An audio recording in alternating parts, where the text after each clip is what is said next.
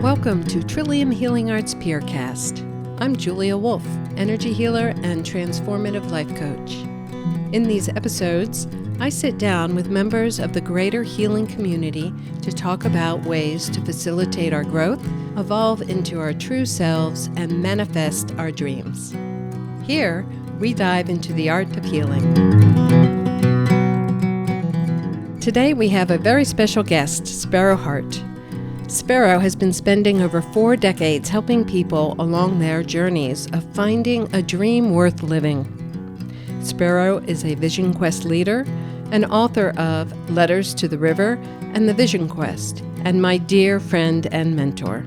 We are going to talk about the power of breathwork, one of the many modalities which he and I work with to help ourselves and others on transformative journeys. Sparrow, it is so great to be on this side of the trees with you again. Yeah, same here, Julia. It's been a while. Yes, it has. And every time I drive up Putney Mountain Road and drive up here to your place, I feel like I'm coming home. There's something about the forest here that from the very first time I came up, I just felt home in these trees. So thanks for having me here to talk about breathwork. Yeah, but before we dive in, can you just say a little bit about yourself and about how you work and who you are? Isn't that always the big question? Who are you? We'll probably be on our deathbed. Maybe we'll know by then. But I'm Sparrow Hart. I have a business called Circles of Air and Stone, and most people know me from leading Vision Quests, which I've done for 35 or so years, or from various workshops, and certainly breathwork, what we're about to talk about, has been part of many of those workshops. So, yeah, it's been my life's work now for 37 years. And, and part of why we're here, as you know, is that's where we met. Yes, it is. That's what brought us together. And so, and that's, for me, in my life now, if I thought of virtually all of my friends, most of them would be because we met in some deep connection exploring our souls. So, I'm sure you must have borne witness to hundreds of people's transformative journeys.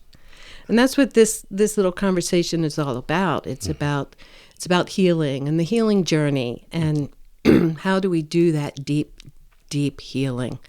And that's how I came here. I was in a transitional place in my life, and I was looking to do my personal work and exploring who am I. Mm-hmm. And I found myself on Putney Mountain with you and your partner Willie, and one of the things we did that first weekend we met was breathwork. Mm-hmm. And for me, breathwork has been extremely transformative. It's each time I do breathwork, it seems to be a catalyst for a quantum shift in my life. And there's so many kinds of breath work. If you were to Google breath work, you might find Bastrika breath work or mindful breath work. But the breath work we're talking about here, there's just something so powerful about the combination of circular breathing and provocative and evocative music and for me, the knowledge that there are people bearing witness to my journey. So tell me about how you got involved in breath work, how you work with breath work with your clients, and how it might have affected your life. Oh, yeah. You can skip the might have affected my life.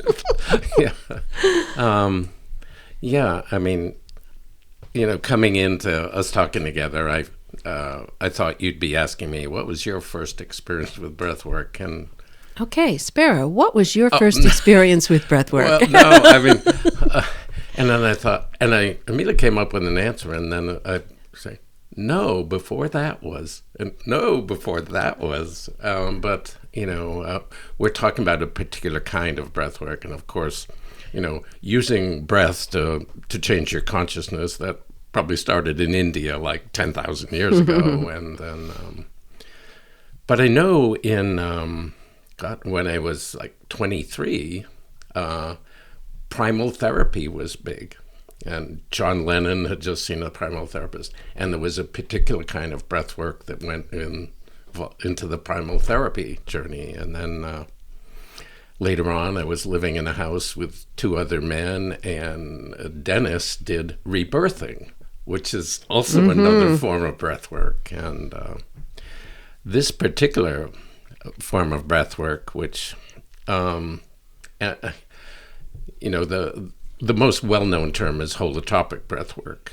But when I was living in that same house that Dennis did, the other person I lived with, Steve, he was doing a spiritual evolution group, meeting one weekend a month for 9 months.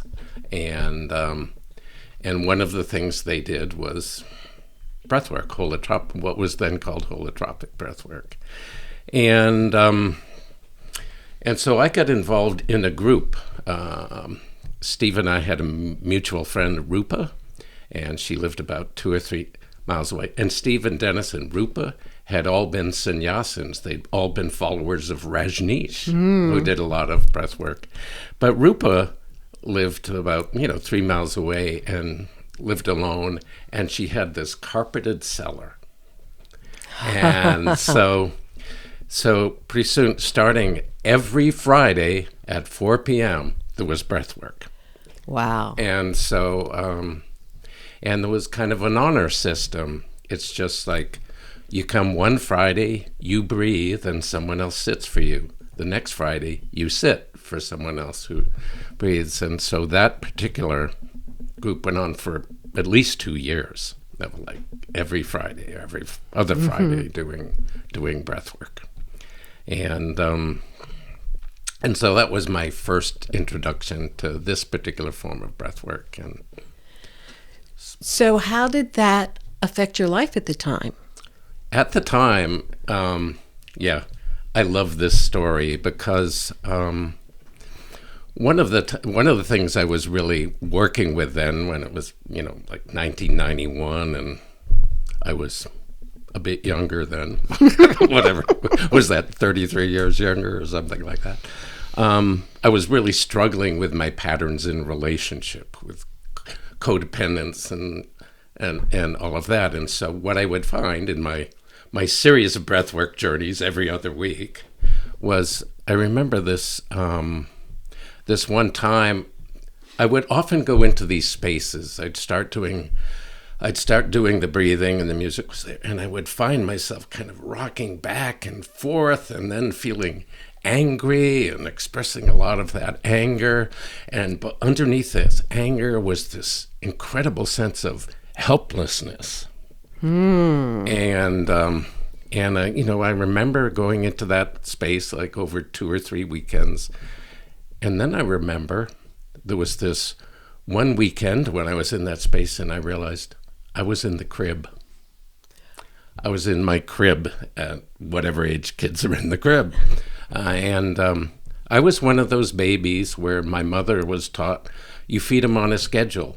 So I was in the far room, and I'd wake up hungry, and I'd start crying, and she wouldn't come because it wasn't the schedule. So I'd be just left there to cry and scream, and then no one would come. So that first angry thrashing part was me expressing that calling and demanding. And then the helplessness was this, it wasn't going to happen. There was this deep sense of helplessness underneath it. And about the third time I got in that space, I just had this realization. This is the template for virtually every relationship I've ever had with women. Wow. I realized I would choose some woman who was in some way totally unavailable, and then I would try and get her to show up for me. Yeah, you know how that works. Okay, Not so very well. here's a pattern. It's time for you to break. Yeah. And And then, that realization just started to, for the next 2 breathworks in that series or so, it just, it just got deeper. And then I remember, I will say the last one, where again I got in that space of feeling all that helplessness and anger, and it's like I heard this voice, I don't know, outside or inside of me, I couldn't tell, and it said, "Sparrow, what are some of the highest spiritual experiences you've had in your life?" And I immediately thought on Vision Quest. And this voice said, "Yeah, where nobody comes and you don't get fed." And I just started laughing and laughing and laughing. And then, and I've never got into that space again. Wow. So you let it go. Yeah. Yeah. I just saw it was like fingers crossed how those deep and transformative experiences and initial wounding experience, how they were like 2 fingers wrapped together. And that really, it really was an insight into a lot of different work, which is, that it's often by going into the wounds that you find the answer, not by suppressing them or denying them or avoiding them. It's like, you go through them rather than... And I had that same experience. Yeah. Well, not the same experience that you just talked about, but about, I can remember here doing a breathwork session, and, these thoughts are coming through my mind, these voices are coming into my mind, and this experience is coming into my mind. And I remember screaming in my head, "Don't fucking make shit up." And one of the things with breath work, unlike some other ways to alter our consciousness, is you can just stop doing the breath work. And you kind of come back into yourself, and it all went away. And I started breathing again, going into it with, thinking about something else. And my journey went somewhere else. So I made it go away. And then here again, 7 months later, the same story came into my mind, and I, instead of yelling, I did in my head yell, "Don't fucking make shit up." And when I did that, I remembered, I've been here before. And then the voice was, "The way past is through." Yeah. And I was like, okay, let's go. And I went on this horrific journey, and this horrific journey took me into this place of compassion for my younger self and all the other younger selves that were in the wake of that first young self. And most importantly to me, I developed this, in this 3-hour session, this compassion for the players involved that created the hurt. And it was beautiful. I came out of it wiped out, but like, wow, that explains a lot. I have work to do, but boy, did it feel good to let go of that. Yeah. It's just amazing. Yeah. It was so, I call it an exponential shift in my healing process. It's like, wow, I just took off after that. It was great. Yeah. And I always feel like, for me, there's some relief, whether it's an experience in breath work or anything else. It's like there's some part of us who wants to go in and have the happy, euphoric experience where I want to meet God. And meet God and all that. And as I've certainly experienced myself, as like when that doesn't happen, and in fact you meet some of the darker things that have been there, come back and, okay, I didn't meet God, but now I know where my work is. Now it's like, now I have a game plan as I go through life. This is what I need to do to even have the potential of meeting God. It's, yeah.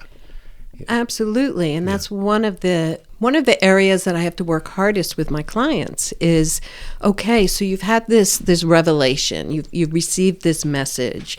You've let something go. This is your opportunity to really start doing your work in most probably a way that is different than you have been doing your work. It's like, okay, so now how are we going to integrate this into our lives to change our lives permanently? How do we go from the caterpillar to the butterfly? Get out of this in-between state of, yeah, I know, but, and then nothing happens. Yeah, I mean, it's that great image, the caterpillar to the butterfly, and it's just like there's a new age version of that. Oh yeah, I just want to give up this, slothful, ugly creature and become the beautiful thing, flitting flower. But in fact, the caterpillar doesn't become the butterfly. The caterpillar spins a cocoon and goes in and dissolves. Yes. Caterpillar has to die before the butterfly can happen. And our ways of thinking need to die because it's a pattern. It's a way of thinking, and there are so many ways to think, and we get stuck in those circular patterns, and we have our triggers, and the trigger isn't somebody else. It's us. We are the trigger, and that trigger can be touched in so many different ways. So we have to figure out and dissolve that circular pattern of thinking. If this, then that.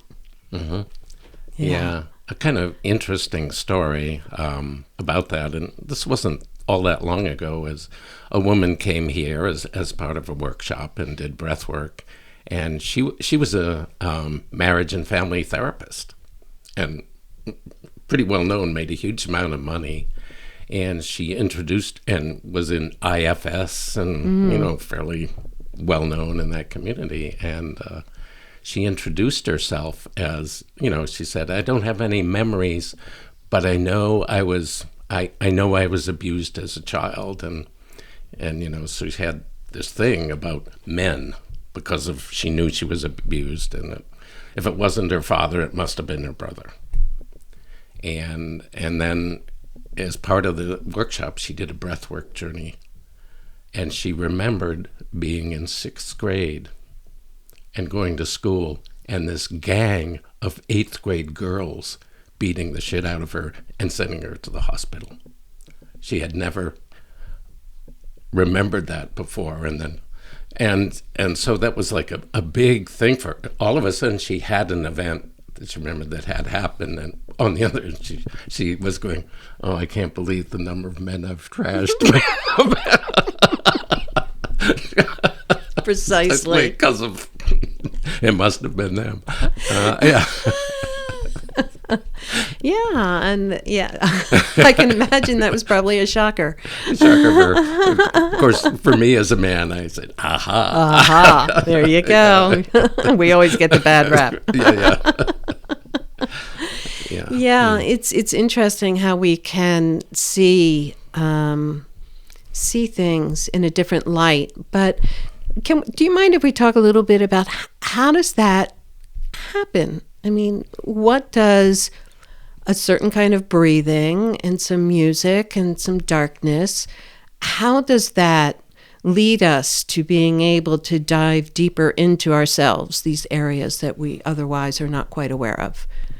Well, from having been in a good number of these workshops or Vision Quest, that at least in the workshops, at times I'll hand out a diagram at the beginning, and it's like this big blue circle, and up fairly near the top there's a horizontal line, and that the diagram is everything above the line is conscious, or everything above the line is potentially conscious, not that we're conscious of it all, but everything below the line is what we call the unconscious or the subconscious, and we virtually spend our entire life above the line. And 90% of who we are or more is below the line. That's where the vast mass of who we are. who we happen to be is and exists. So, but we're always in our conscious rational mind and our internal dialogues, and it just essentially says we can't think our way out of this, because most of what we're missing, or most of what is holding us back, lives in the subconscious. And so there are many different ways to dip down into that unconscious and bring some of it up to consciousness. And there's many ways, and we all know shamanic journeying, various rituals and ceremonies, what's popular now, plant medicine, and vision quests. But some of those things, and sometimes we get it for free. It's like we wake up in the morning with this intense dream, and it's like this gift that something below the ground has bubbled up into our awareness. But sometimes, if we really want it, it's important to make the effort and use some of these teachings, some of these methods. And so in holotropic breathwork, there's 3 of them all happening at once. So first of all is the breathing technique, the circular breathing, this taking the pauses out. So it's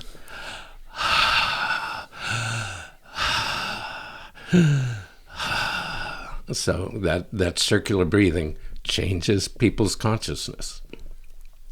Secondly, this music, and even though we all know this inherently, sitting here having this conversation together, it would be very different if there were heavy metal in the background. In fact, we probably couldn't have it. But it's just, and we medicate ourselves, or many people, all the time with our playlists. If I'm tired and I have to clean the house and don't want to, my intense classic rock and roll goes on, because it drives that energy. But if a romantic candlelit dinner, I wouldn't have my rock and roll playlist on. So the music is important. And in breathwork, there's a certain kind of music. It's first of all, it's nonverbal, because if you're hearing words, it immediately puts you in your conscious rational mind. And there's a certain trajectory we want the music to, in some sense, drive the breath. The music and the breath I use this metaphor of the journey is like getting in a boat, and you push it out into the current, and the current takes you on your journey. And it's the breathing and the music that are the current. And so generally the music in a breathwork journey starts being very energetic and usually primal, and it's like, in the image of a rocket ship, it's lighting the fuse, so to give the rocket, velocity, and the velocity to escape the gravity of the Earth. So the music at the beginning is energetic.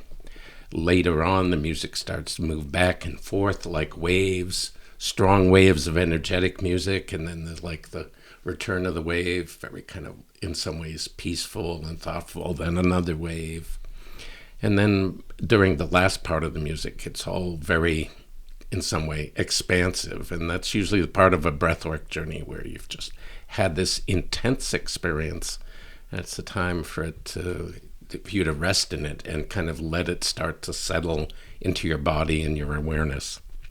And of course, the third part of breathwork is darkness. So usually it's either in a darkened room, or the room is darkened by having blindfolds on, so which is easier in most instances.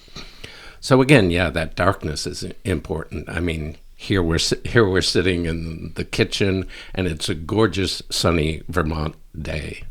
And I mean, it would be impossible to go out and sit on that lawn and say, now go into your deep internal space, because everything is pulling you out.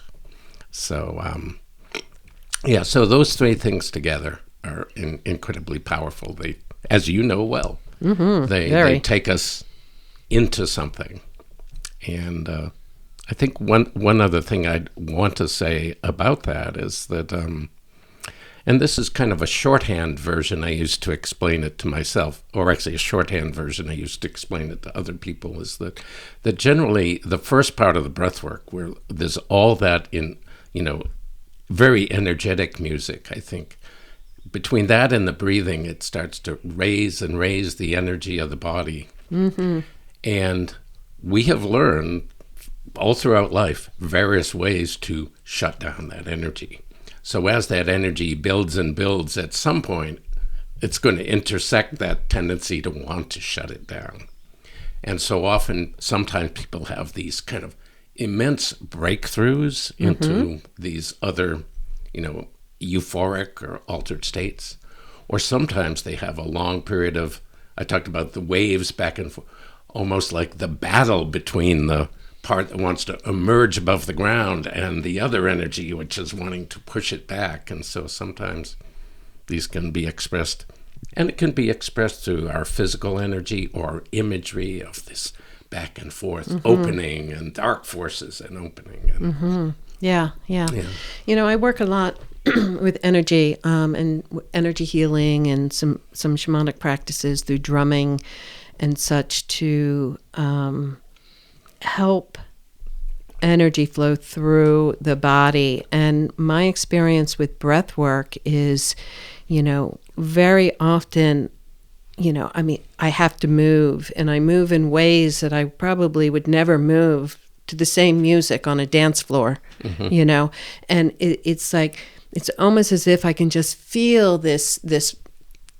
energy wanting or to move in my body, or I can feel where it's stuck. Music is sound, and sound waves, and if you've ever, if the audience has ever been to a concert that was really loud, they kind of feel like they could feel it in their whole body and their chest, and you can just feel it at a cellular level. And that's kind of how I feel breath work works so beautifully for me is, the music is loud, and it's, like you said, very energetic in the beginning, and it just like wakes my body up in a way that my body doesn't wake up naturally. It's as if, wherever energetically I've held these, whatever I'm holding, it gets stirred up. And the dam can break. And then it's like, whoa, it's like you get flooded with this emotion or this imagery or this release. And it's so powerful and so healing. Right. And I know that you as an energy worker, you've not only had your own experience, but in terms of working with a client, breath work is happening and you see how they're moving. And of course, depending on the circumstances, that how they're moving can be assisted if they're open to that. Generally, in the body work, there's always a rule in breath work. Whatever's happening, if there's going to be any hands-on in the body, it's to assist what's already happening. So if people are hugging themselves deeply, like they're squeezing themselves, you say, oh, something's happening in their psyche that's constricting them. So as a helper or sitter, it's like, if there's going to be any kind of body work, your job is to assist that squeezing, constriction, or to make the space safe for the, or if they're thrashing or kicking, to make the space safe with pillows or cushions so that they can thrash fully without, injuring themselves or smashing their fists. Yeah. And that's one of the rules, that one of the jobs of the for the sitter is to create a safe environment so the person, which we would call the breather, not that we're not all breathing, but can feel free to do whatever they want to do. And because they know you're there with them and making sure they're safe. I've had clients stand up, and start dancing or miming something. And my role is, just to spot them, stay right there, make sure they don't step off the mattress or what have you. Yeah, and so telling the client, okay, we're going to keep you safe, and it allows people the freedom to thrash about if they so want to, or to get up and dance, knowing that they're safe. Yeah. It's kind of a funny story, but I remember the first time I did breath work, I had no clue what I was getting into, and I was here. Oh, good. You might remember this, but I think you must remember this. It's a repressed memory. Yeah, I think you called me Jane Fonda afterwards, but I was having such a hard time with breath, and actually that's an issue that I have worked with for a good number of years. And doing the circular breathing, I would take a deep breath in, and then I would exhale and do a sit-up and force the air out, and I would lay back down, and air would rush into my lungs, and I would sit up again, and I don't know how many sit-ups I did, hundreds. I'm not sure, but at one point I realized, and I can't remember what I was doing, but all of a sudden I realized that, wait a minute, I'm in the dark room. Anybody else can see me. Uh-huh. So you and Willie, who were sitting for, I think there were 4 or 5 of us sitting for us, all of a sudden I had this moment of embarrassment. Oh my gosh, there is somebody who can see this. What am I doing? But then I let it go and went back into my journey. But it was just such a funny moment for me to feel that I was alone in my journey. Mm-hmm. And feeling completely free to do whatever, and then realizing, oh no, this is what Sparrow and Willie do. Mm-hmm. They bear witness. They're making sure I'm safe. Mm-hmm. They're with me on my journey, and this is okay. Yeah. And it was an interesting moment. Yeah. I was trying to remember, why would I call you Jane? And then I realized the workout routine, sit-ups and to music. Yeah. Yeah. And that's just how it is. But as you know, the point is, have your own journey.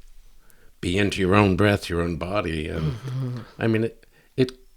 And obviously that works both ways. It's, oh, okay, somebody can see me, but it's also, especially doing it in a group, there might be other people in the room who are, maybe they're having their own workout journey, or maybe they're they're coming down the birth canal and screaming and pushing. It's just like, don't go into their journey. And everybody else is, don't go into Julia's journey. So, right. And to have that. And I'll just say, I used to do this at my men's wisdom council, which would have like 25, 30 people. And so there might be a dozen or 15 people down on the mats, and same number of sitters and 6 people on staff roaming the room.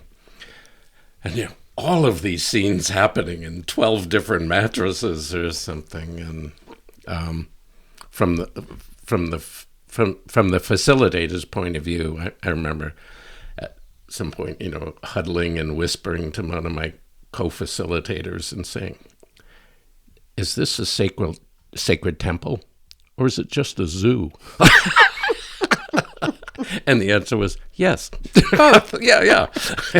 But there's something else beautiful about that is, in our society today, we have this individualism, and I can do it, and and all of this going on, and we hide from the world, mm-hmm. Our real selves, because it doesn't fit in the successful, rich, beautiful category, mm-hmm. right? Mm-hmm. So to have somebody bear witness to your journey, mm-hmm. Is really beautiful, and mm-hmm.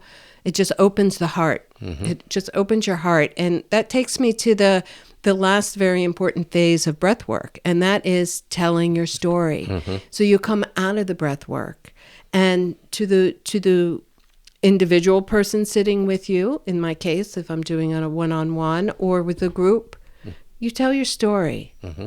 And then there's this opportunity to hear your story come back to you. Mm-hmm. And you know, so I've talked through some of my blogs, so I've written about the power of mirroring and how wonderful that is, and to hear your story told back to you by different people, some of which visually witnessed your journey and others who were doing their own journey beside you. It's wonderful to hear your story back from somebody else's perspective. And something that might be very profound about your story to someone else, you don't have to take it to heart, but it's like, oh, that's interesting. Or somebody might say, show you a connection in your journey, for instance, and you're like, wow, thank you. Thank you. I need to look at that. Yeah. You know, and it's such an important part. And then that leads to the very last step, which is now, as we say here on Putney Mountain, what am I going to do on the other side of the trees? Right. So, you know, how am I going to work with this in my life moving forwards? Right. Yeah.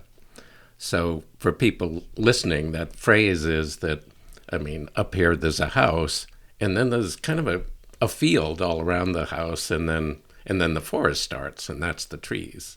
But where we come from and live is, we just say, it's on the other side of the trees. And it's I love the phrase, because if you talk about, now we have to go back to reality, then wait a minute, this is reality. We don't have to argue it. We can just say the world on the other side of the trees. That I just want to say something about that mirroring process. Is at times I work with the medicine wheel, and so if you imagine, the whole world as a circle. So here we are. We're actually sitting at the kitchen table, and like any table, it's rectangular. It has four sides, and so I'm sitting in the west, and I'm looking at you, got your back to the east, but you're sitting in the east, and if I said describe this scene, I is sitting in the west looking at you in the east, I would see the wall and back and all of the pictures, and I would say, this is the way it is. But you're sitting in the east, and looking west. A refrigerator and a picture of a wolf and a kitchen counter. Yeah, and then someone sitting in the north, which would be looking across, and we would just be on the sides, but would see out these big plate glass windows to the sunshine and the field and the garden, and a person sitting in the south looking north would see the small kitchen window and the sink, and so, and every one of those is real. Mm-hmm. So, yes. But in the mirroring process, one person tells the story, and then every other person basically says, if I had that dream, this is what it would say to me, taking on the point of view, I'm not sitting in that seat. But from here it looks, if from my point of view, it would look like this. And if it was mine, here's what I might think about. And as you say, some of those can be incredibly helpful, and some of them may be just not wrong, but just not relevant. So, and it is a great opportunity to, and healing comes from the word wholeness, heal, hail, whole. And so sometimes wholeness is about seeing the bigger life we're leading. And sometimes those other perspectives are part of wholeness. And that's why the medicine wheel is, those perspectives can help us come into wholeness. And then, of course, like you say, where the rubber meets the road is having had this experience of firstly, a vastly larger sense of myself, and whether it's my history, whether it's my wounds and traumas, whether it's some vision of where I'm destined to go. It's like, oh, tomorrow I'll be sitting in my own living room or kitchen with my emails and whatever, cars to get repaired. How can I bring this more into that world so that my deep self and the life I have to live today are not so far apart? And I remember I have said many, many times that I've used the analogy of what size shoes are you wearing? And I use the analogy, if you have a size 10 sole, or if you had a size 10 foot and walked around with size 6 shoes, at the end of the day, you'd be in pain, which may have nothing to do with whatever your mother or father did or didn't do, but you would be in pain. And I just say, if you have a size 10 soul and are living a size 6 life, there's pain there. Absolutely. So it's, how can I expand my life so it's closer to the size of my soul? Exactly. And that's big work. That's big work. Thank you. And that's a good place to close down this conversation, I think. That's what this work is all about, is learning how to live our lives congruent with our soul and our soul's purpose and desires and dreams. Aho. Aho. Aho. Thank you so much, Sparrow. I love you. Love you too. I hope you enjoyed this conversation as much as I did. If you want more information about this episode, visit us on the web at theyurt@trillium.com and click on the Peercast tab. A special thanks to Steve Devoni for the production of this Peercast. Thank you for joining me, and may our paths cross again.